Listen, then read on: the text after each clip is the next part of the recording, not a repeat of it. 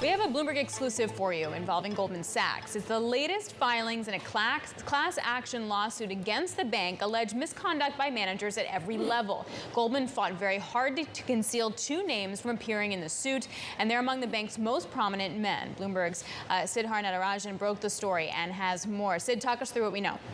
Well, this has been a long-running lawsuit, a case that's been going on since 2005. And a couple of weeks ago, a filing dropped that showed pretty egregious behavior at Goldman Sachs from internal HR files at Goldman going back almost 2 decades.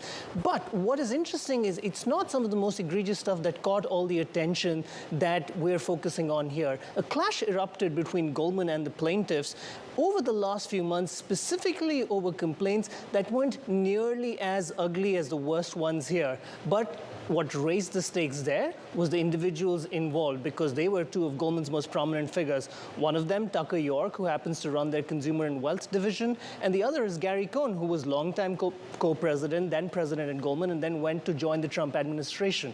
Goldman aggressively adopted the stance that instead of people judging the complaints and deciding for what the complaints for what they are, they said that they were going to close ranks and put in a big effort to make sure that these names never became public.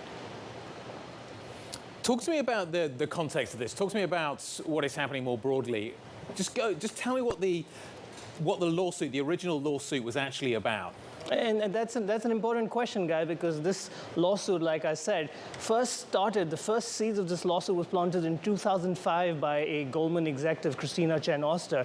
She had to wait until 2010 till she could even take Goldman to court.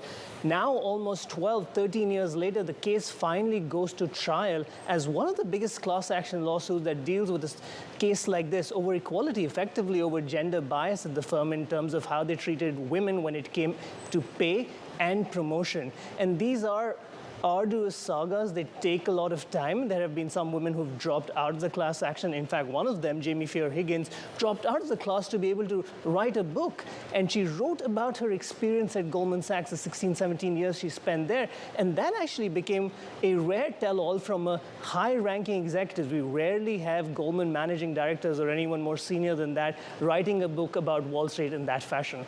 Quickly, what has Goldman's response been?